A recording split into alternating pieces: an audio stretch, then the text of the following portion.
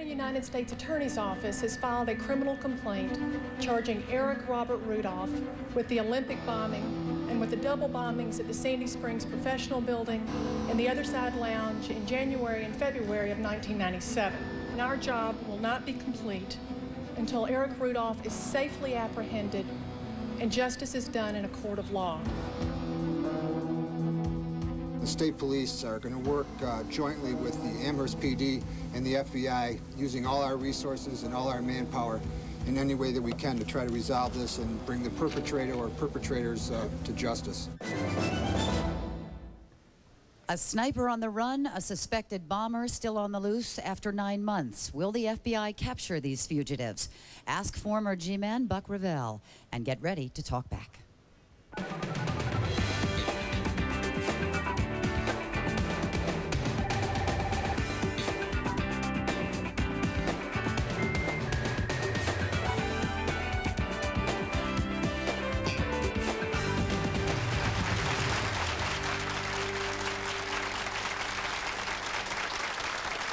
Hello, everybody, and welcome to Talkback Live, CNN's interactive talk show. I'm Bobby Batista. The search for the person who killed OBGYN Dr. Barnett Slepian has just begun. But the hunt for suspected bomber Eric Robert Rudolph has been going on for months now in the mountains of North Carolina. And despite some reported sightings, he still has not been found. And joining us to talk about the search for these suspects, former FBI official Oliver Buck Revell, who wrote the book, A G-Man's Journal, a legendary career inside the FBI, from the Kennedy assassination to the Oklahoma City bombing. Buck, good to have you on the show. Thank you, Bobby. So tell us, how come the FBI can't catch this guy? Well, he's had plenty of time to prepare his plan. He's scouted the territory. He obviously has survivalist skills. He's in a very remote area of our country where essentially there is very little human habitat. And he's obviously a very cunning individual who is able to only move around when he knows that the area is open. And he probably has some support in the local area. I wouldn't think it very much, but some. So you do think that, do you think it's like a network of support through the area, or maybe just from local I don't have any reason to there? believe there's a network. I think that there just may be a few, 1 or 2 or 3 individuals who have known him for some time and are supporting him because they, one, either don't believe he's guilty, or 2, they don't care. So you're pretty positive then that he is still in the Nantahala Forest area, that he's not left. There were some reported sightings, I think, in West Virginia last week, but we don't know if they've panned out. Well, it's possible that he's left. I mean, he obviously would have had some escape routes planned out, and that's a possibility. He's probably safer in this area because he knows the terrain than he would be elsewhere. Is he that good, or was he that prepared for this? I mean, what does this tell you about Eric Rudolph? Well, 2 things. One, there have been instances in the past where there have been similar fugitives in remote areas. I had one involving a Cherokee Indian, Gene Leroy Hart, that took us well over a year in eastern Oklahoma hills, the Cookson Hills. Someone who is well prepared, who has planned, who has caches of food and clothing laid aside, knows the territory and so forth, can remain pretty much at large. You can't even see through that canopy. It's difficult to even walk through those woods. So people have gotten lost there and not been found for years, that were injured and then died. Then the search should be getting easier, I would assume, as we get into late autumn here and the trees lose their leaves. And as I understand it, the FBI are going to bring in an extra 100 men. I believe they're going to double the men there up to 200 to intensify the search. As the canopy, the deciduous trees, the canopy, the leaves drop, it'll be more open terrain. You can then use infrared scopes, be mounted on aircraft. You can do a lot of things technologically if you don't have that canopy covering the territory. We saw pictures of him just a few moments ago when you were talking, and we were talking about this upstairs. Does it make it more difficult that Eric Robert Rudolph looks like every man in many respects? He really does. Right. Well, he's a very, ordinary-looking young man. He's nothing exceptional or outstanding about his appearance.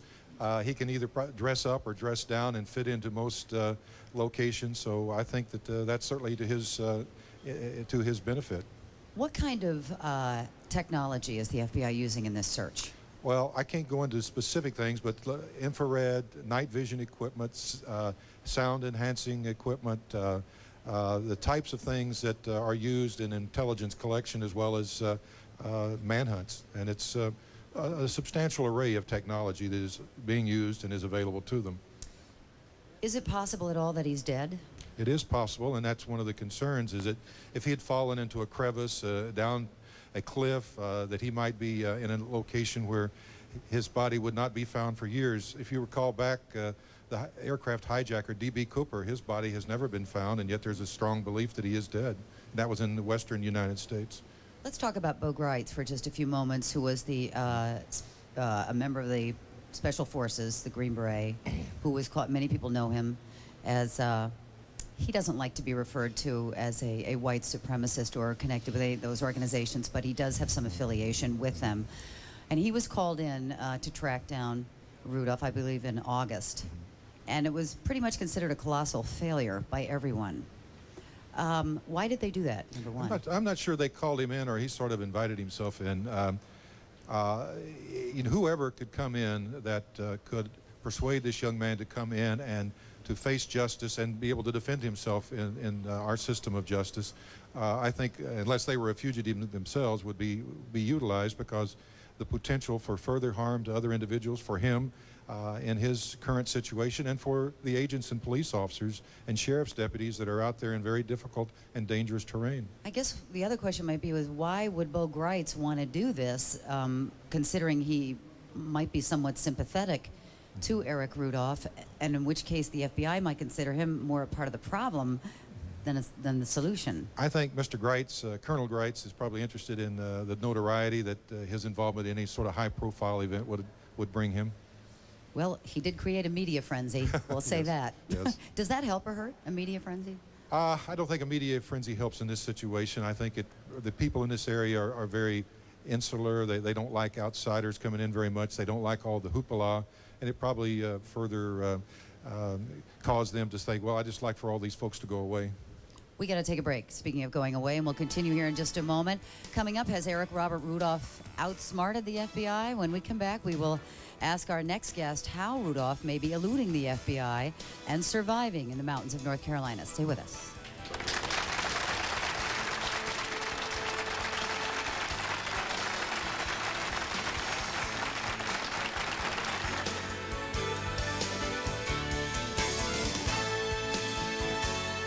Talkback Live is brought to you by Audi and the revolutionary all-aluminum A8.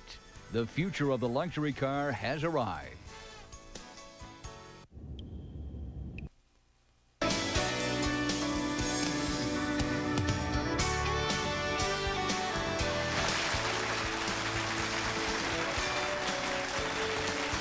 Welcome back. Lots of questions coming in now from our audience for our former G-Man. Rich, let's start with your question. Yeah, I was kind of curious to know when the last time Eric Rudolph has actually been seen by anybody at all. Good question, Buck. I think the last time it was when the gentleman gave him a ride and then reported it about 2 days later. But his fingerprints have been found on some materials in other areas where they thought he had been, so they have verified that he was in the area through both that sighting and through some fingerprints left behind on a couple of sites where he's visited. Paula, go ahead. Do you think there's anything to do with him and this physician that was recently killed? No, ma'am, I don't. The two areas are very far apart. The modus operandi is very different. Of course, Eric is charged with an abortion clinic bombing in Birmingham and in Atlanta, but not with a sniper incident. It looks like there's probably a serial sniper up in the Canada and upper New York state that's a separate individual. Paul has provided us with a good segue here, because our next guest is FBI Special Agent in charge of that Buffalo, New York division and that investigation. He and his staff are investigating the Barnett-Slepian case, which is the OBGYN that Paula referred to, who was killed at home by a sniper on Friday. Welcome to the show. What can you tell us about the latest on that investigation?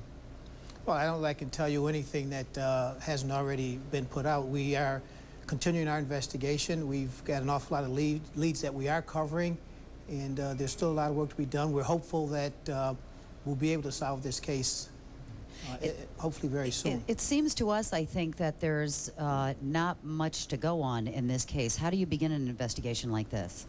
Well, initially we conducted a very thorough search of the crime scene to see what kinds of evidence might might have been left behind that we could examine forensically for any lead value. We would then, and we have interviewed people in the area, and we're continuing to do that.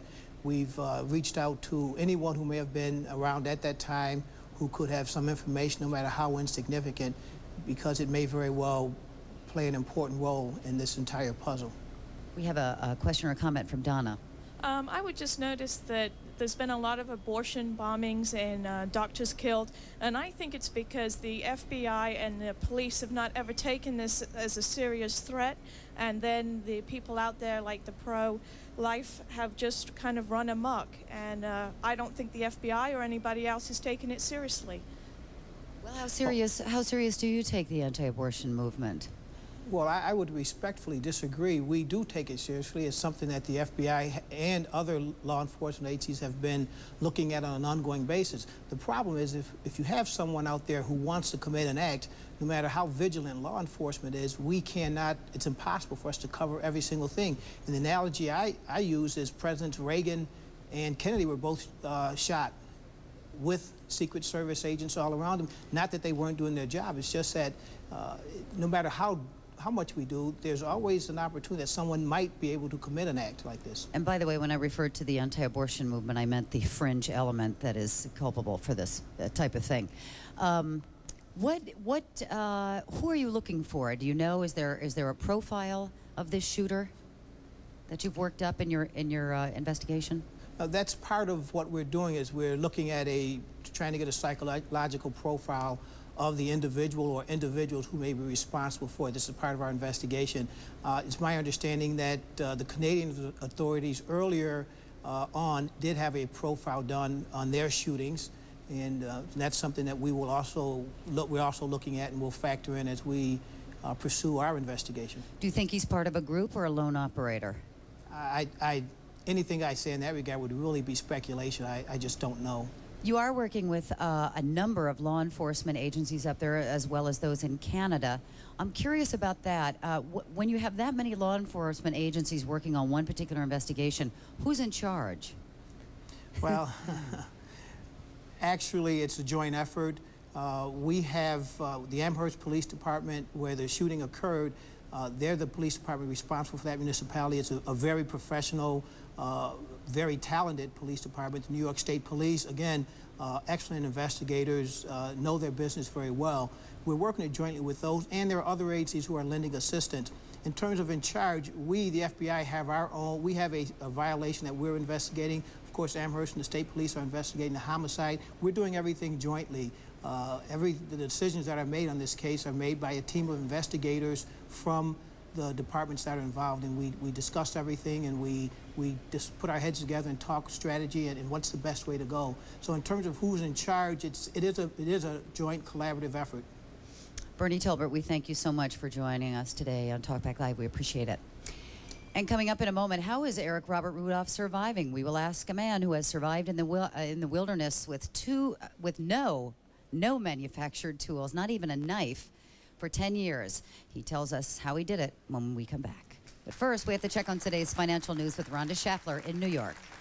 Hi there, Bobby. We're seeing stocks struggle a bit here in the final hour of trading. Blue chip stocks, which earlier rallied some 100 points, are now trading lower. The Dow Jones Industrial Average is off 62 points at 83.70. That's due to some weakness in some major banking stocks. Also showing some late-day weakness, technology stocks. The NASDAQ Composite has surrendered an early, strong gain to trade lower. That's how things are looking from Wall Street. Talkback Live will continue right after this. Candidate 1. 05544. Sorry, no CODs. Tonight on CNN, at 6:30 on the Moneyline News Hour with Lou Dobbs, will Bill Gates' tape deposition help or hurt Microsoft? Then in the crossfire, Lawrence Eagleburger on Kosovo, where steps taken by Milosevic enough to prevent NATO airstrikes. At 8, The World Today. Then on Larry King Live, tonight a rare interview with Frank Gifford.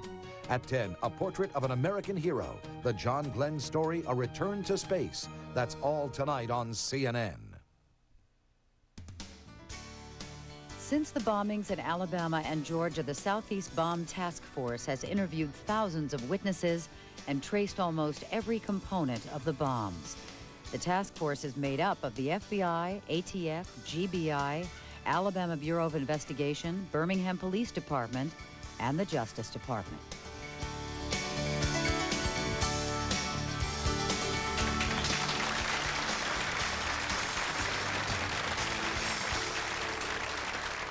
Welcome back. Our next guest could teach any of us how to survive in the wilderness. Tom Brown Jr. has done it for 20 years at Tracker Incorporated, the tracking nature awareness and survival school that he founded. He has also written 15 books on the subject. Tom, good to see you again. Welcome to the show. Hi, how are you? Thank you. That was an interesting internet message we had there from Susie a few moments ago. Said that she doubts that Eric Rudolph is a survivalist, that he's probably hiding under someone's house. Well, actually, that's true. To me, if you take anything, even clothing or a knife into the woods, you're not a survivalist. You might as well be camping in Disney World or something. The reason Rudolph, I don't believe, is a survivalist is he had to steal food. And a good survivalist should never have to do that.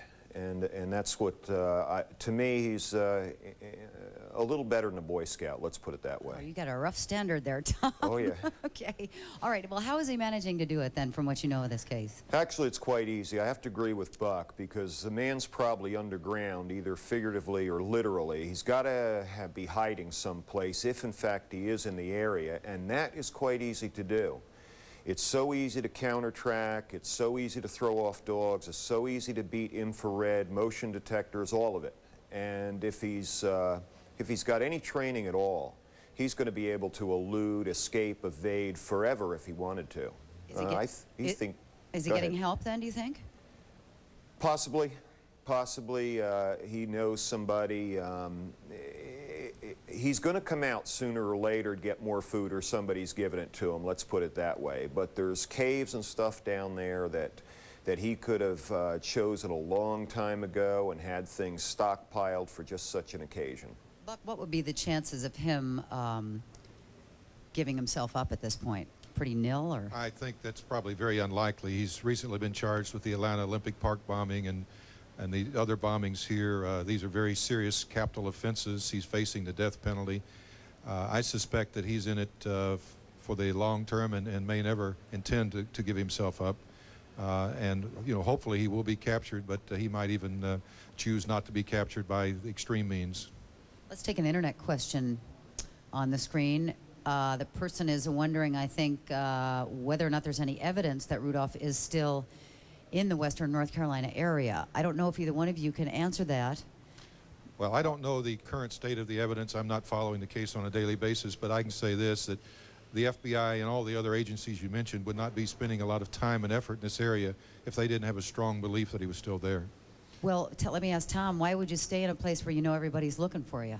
Well, actually, the better you know an area, the better chance you have of survival and to evade. It's when you get into unknown areas that you run the risk of making mistakes, because you don't know where the hiding places are, you don't know the way of the forest and all that other stuff, so he'll probably stay in that area. We're now getting into winter. Doesn't that change the whole equation for somebody who's trying to survive outside, or no? Well, someone like him, yeah, it's going to. He's going to be subject to a lot more brutal conditions, unless, of course, he's got something like a cave or a bunker or someplace he's got things stored up. But eventually he's going to have to build a fire if he is out there. Eventually he's going to have to, you know, hunt food, or at least come out and find it, or somebody's got to get it to them. But winter is a brutal time of the year. I teach my survivalists to walk into the woods naked in the winter as a true test of survival. Whoa. And they pay money for that? Well, when they get to that level called the expert course, the class is on me. Oh, okay. Good to know. I'm hogging my guest here. Let me take a question from Lily. My question is, how does he sleep and how does he take a bath out there? Oh, actually, he can be sleeping in any number of different shelters. He could be sleeping in a makeshift debris hut. He could be bathing in a stream. His movements are planned to be evasive if he knows the area that well. Joyce, you had a question? Yes, I wonder, Tom, have you been invited to join in this search? Have you made any suggestions or contributed anything? No, to help him? not yet. If they ask you, would you? I'd have to think about it. I'd have to review the evidence because there's been thousands of man-hours of searching down there. I have no idea what these trails look like now. Yeah, if they, maybe I can give them some help that way, but I have a lot of faith in the FBI and their equipment. That's what leads me to believe he's probably underground. Well, what would you do, Tom, if you were tracking Rudolph right now? Well, first of all, what I'd do is gather up all the information from the dog searchers, other trackers, and then I'd start looking at the landscape very seriously through the eyes of a survivalist, someone who was going to escape and evade. And then what I would do is scout those areas. But with Rudolph, you run the risk of landmines, tripwires, all sorts of other things that you have to be very, very careful of when you start nearing his encampment, wherever that may be. Looking at dogs, there was a report I saw on the wires, I think it came from last week or sometime recently, that the authorities up there now think that Rudolph could possibly be killing dogs in the area. Is there any reason that you know of why he'd be doing that? Well, if he's having trouble getting larger game, he might be killing them to eat them. In fact, we have no, I have not heard that report. It depends on what kind of dogs they were. Are they hound dogs, police dogs, or are these just strays? If Rudolph is killing dogs, it's probably strays for food. Paula? If he's not killing the dogs, what are some of the things you think he's doing to avoid the dogs or to avoid the infrared lights? Well, the dogs are going to pick him up sooner or later if he ventures too far from his hiding place, and it's very easy to throw a dog off your scent. We play with it all the time when I teach military classes or police classes. We get the hounds to chase us and show the hound handlers what goes on to evade a dog, and it's quite easy. Let me get to Hannah here, who has a question. Go ahead. As I understand it, with survivalists, they take barks off of trees to make drink and cut roots for food, and they know what to eat and what not to eat in the woods. Exactly. Has there been any evidence of that found? I have no idea. There's plenty of water up there, and that's one of the major factors. Shelter is easy enough. What he's going to have to start worrying about is food. And he's going to have to start worrying about his health unless he's stockpiled penicillin and stuff like that in case he gets a waterborne sickness. That's what he's essentially doing. It's all too easy to survive out there. Do you think he's that knowledgeable, Tom? No, absolutely not. Okay. By the way, where did you learn all of your skills? Well, my best friend, his grandfather was an Apache and a survivalist tracker, a master of awareness, and I spent 10 years with him, from when I was 7 until I was 18. And then I started to wander the country and just pick up the skill and live off the land. Generally, I was gone more than I was home, but that's how I learned it, just by doing. Rich. Yeah, I was kind of curious to know if any previous military experience he has would help him out in the wilderness. A little bit. I train, a lot of military people come through my school, and judging from his military background, no, it's not going to help him that much. Let's take a quick question here from John for Buck. Buck, I have a question for you. I just wanted to know the comparisons between the Atlanta bombings and other incidents that Eric Robert Rudolph has supposedly committed. What are the characteristics that you guys are seeing between the two? All right, well, that goes into a matter of evidence, which I'm not really privy to. I do know that they were looking at the makeup of the bombs, how the bombs were constructed, the modus operandi, and the motive for the particular crimes. And the one that was most difficult to really assign to him was the Olympic Park bombing. The other bombings, the 2 abortion clinics and the gay bar were much more similar.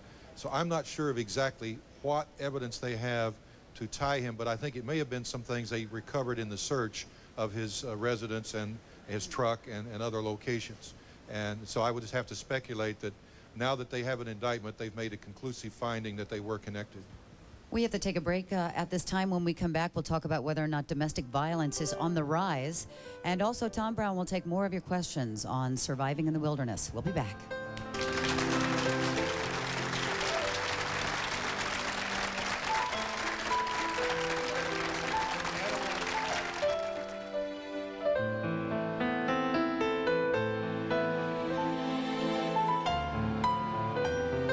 on CNN. Top stories. Within the past hour, NATO has announced that Yugoslavia has taken the necessary steps in Kosovo to avoid immediate NATO airstrikes. Faced with the NATO deadline, Yugoslav President Slobodan Milosevic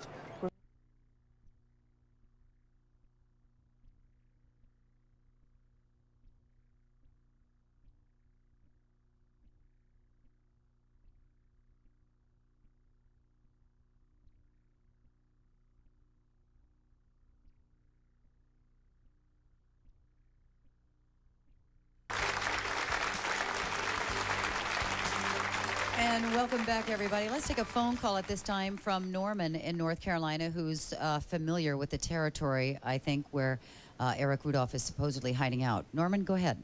Yes, this is Norman Smith. I have a vacation home in Franklin, North Carolina, which is approximately 30 air miles from where Mr. Rudolph is supposedly hiding. The point is, he does not have to be a true survivalist, because there are thousands of vacation homes up here that people live in sporadically, including mine. Mine happens to be four miles from Franklin. But there's plenty of food left in those pantries that he could avail himself of. Plus, this winter, very few people will be up here in these homes, and he can hole up in one of these homes and be very comfortable. Yeah, I don't think Tom would dispute that, would you? I mean, no, not at all. Absolutely. Okay, let me get a question up here from Nello. Is that correct? Go ahead. Eric Rudolph seems to have made some type of political statement with his bombings of the gay club as well as the abortion clinics. What type of political statement do you think he was trying to make in Atlanta and the Olympic bombings? You know, I really don't know. That it is puzzling because it doesn't seem to be consistent, and certainly they were not looking at him in conjunction with that when they started connecting the bombings. They found something that has made that connection for them. There was a lot of talk, sort of the extreme element of the militia-type movement, that they didn't want the Olympics here because it represented one world government, one world movement. But I haven't heard of Rudolph doing any of that, so I don't know at this point. I think that'll be an important issue to resolve. Violetta's got a follow-up question to that, basically. Yes, I would like to know why it has taken the FBI so long to link Rudolph to the Olympic bombing. Well, the Olympic bombing was a very difficult crime to solve. There was evidence from the bomb itself, but there were no eyewitnesses. They went through thousands of feet of videotape trying to find someone leaving the satchel. They, of course, had the phone call, so they were trying to do voice print matches and so forth. But the person who did it, and presumably it was Rudolph, although that has to be proven, did a very good job at covering their tracks. So it just took a long time to go through all the potential evidence to come up with the suspect. This fax from Paul in Ohio came in. The Unabomber survived for years without being caught. A feeling in the pit of my stomach tells me this case will be much the same. Buck, does the FBI always get their man? Well, not always, but usually always. Unabomber, in fact, took 17 years, and if it had not been for his brother coming forward after the manifesto, I'm not sure when he would have been caught, because no one else but his brother could have connected him. Speaking of that, there was a reward in that, not that his brother knew about that reward before he turned him in. How effective there's a $1 million reward for Rudolph. How effective are rewards in these situations? Probably if somebody that wasn't connected with him saw him and would pursue the reward, but those who are committed to the same things he is, the reward wouldn't mean that much. But the reward, of course, does give incentive to people who might have collateral information or secondary information to come forward. And Tim, a question now from Rich. Yeah, another question I have is obviously he's on the run, so is the FBI viewing him as the only possible suspect in this murder, or do you think he might be acting with others at this point? Because when you tend to be on the run for 3 months or so, that's kind of a good indication of he's being guilty. Is that the only person you're pursuing at this point in time? No, the way an investigation is conducted, they will look for all possible conspiratorial participants, including any sort of network that might have participated with him or supported him, been involved in aiding and abetting. So the totality of the investigation will look at possible co-conspirators as well. I know this is sort of a scary question, but if he is innocent, why wouldn't he have turned himself in at this point? Well, you know, that would be an assumption that only he could answer. Of course, he was identified initially because of the truck that fled from the area of the bombing in Birmingham, and then it was determined that he was responsible, at least from the standpoint of being accused of being responsible for that bombing, and then that led to the identification of the others. If he is guilty, it would be to his best benefit to come forward and allow the system to work, and that includes a presumption of innocence until he's proven guilty. A question for Tom Brown from Anna. What type of person goes to survivalist camp, and how long do you teach people to survive out alone without anything? The kind of people that come to my school are probably sitting all around you there in the audience, because we have probably one of the most beautiful cross-sections of the world that there are. Anybody interested in nature would come to my school, because to me a backpack is like a liability. If you lose it, you're not going to survive, and people don't feel comfortable, they don't feel safe, and that's why they come to me. So that if they know if anything goes wrong, they're going to be able to survive, and it's like being home. Hey, Tom, one more question, too, before we say goodbye. Is it possible that, I mean, we've just been assuming that Eric Rudolph is most likely hiding out in the western North Carolina mountains, but is it possible that he's somewhere else, say, living as a homeless person? I'm a tracker. I don't assume anything until the tracks prove it. And, but is that a possibility? Yeah, he could be in L.A. for all we know. You know, he could have gotten out of the state. But you know the scary thing about all this is if we don't find guys like this real soon, that's going to give like carte blanche to anybody out there that's a terrorist. Hey, run to the woods. Nobody can find you. We don't have the trackers. We don't have the dogs. We don't have the equipment. That's pretty scary for the United States, to tell you the truth. And on that scary note, Tom, thanks very much for being with us today. We appreciate it. You're Good to very see welcome. you. And also from Keith, this fax came in. I'll bet Rudolph is sitting in someone's living room watching your program on TV. Let's go to break. We'll be back in a moment.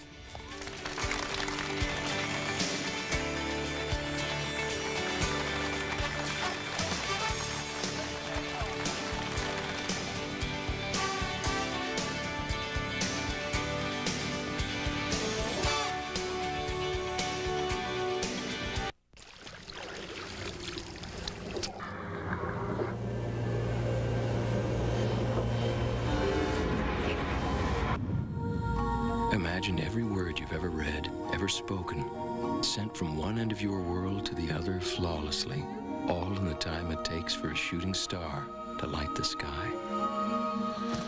Quest has harnessed the speed of light, and the world is about to become a very different place. Nobody loves cars more than I do. Each one is a work of art. So when the maker of all these chose a new antifreeze, it got my attention. General Motors now uses...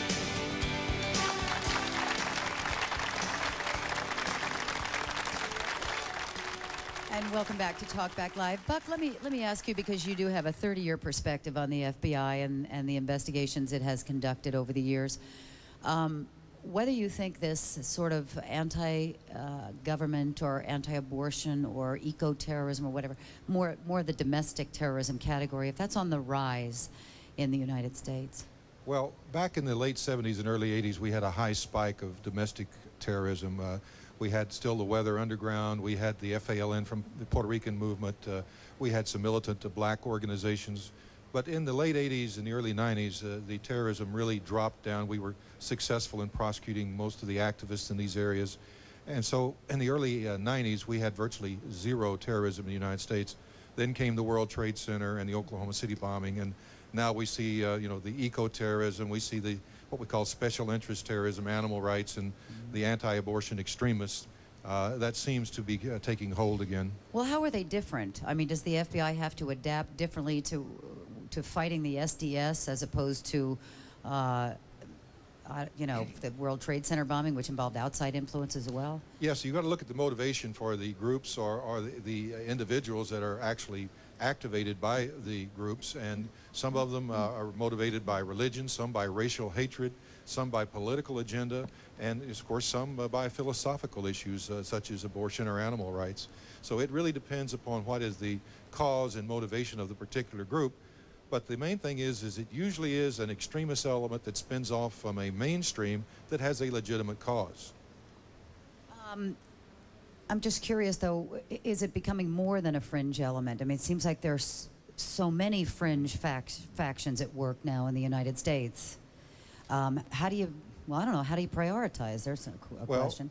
Obviously, people can espouse unpopular causes and still not violate the law and still exercise their First Amendment rights. So you have to differentiate between those who take unpopular or radical positions and those who step over the line and commit acts of violence. And that's where you have to concentrate your intention, is those who've stepped over the line into violence and the use of violence for that cause. Does the FBI have to take a different tact when religion is involved? That would seem to me that would present special problems. Religion and freedom of speech, freedom of assembly, they're part of the First Amendment. It is a very ticklish issue in our society, and that's the reason that you have to look at their actions rather than their words before you can even initiate a case, much less try and do anything that would thwart their legitimate exercise of those First Amendment rights. Now, we have to talk about some of the trouble that the FBI has been in of late, because probably one of the biggest battles they've been fighting is bad PR.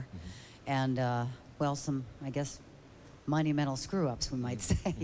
But Richard Jewell comes to mind, for example, and a gentleman in the audience was saying a few moments ago that he wouldn't turn himself in either if he were innocent, precisely because of that sort of problem. How does the FBI correct that? And well, if you remember, Richard Jewell was never charged by the FBI. Unfortunately, the media got word that they were interested in Richard Jewell and were talking to him, and then all of a sudden it became a rush to judgment. But the FBI never charged him, never brought him into custody, never accused him of being the bomber. But the investigation became wrapped up in sort of the public falterall because it was the Olympics. And Richard Jewell was innocent, and it was a very unfortunate circumstance. But he was, in fact, a logical suspect. A suspect does not mean the person is guilty. It means they had the motive, potential, and the opportunity.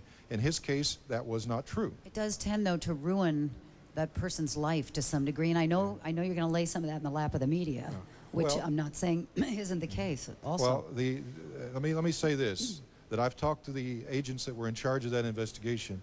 That was the worst thing that could have happened, was for their interest in Jewell to become public. It really thwarted. They would have been able to eliminate him in a day or two as a suspect and then moved on to other suspects. And so it was certainly in their worst interest, and it was in Richard Jewell's worst interest. We got to take a quick break and check what's happening on the financial markets. We'll continue here on Talkback in a moment. I'm Rhonda Schaffer on the floor of the New York Stock Exchange. We are seeing some late-day weakness on Wall Street. The Dow Jones Industrial Average off 70 points at 83.61 as technology shares and banking stocks weaken. But investors are taking this loss in stride. Keep in mind, it was 1 year ago on this day the Dow Jones Industrial Average plunged 554 points, triggering for the first time ever circuit breakers in the history of Wall Street. That's how it's looking at this hour. Talkback Live continues right after this.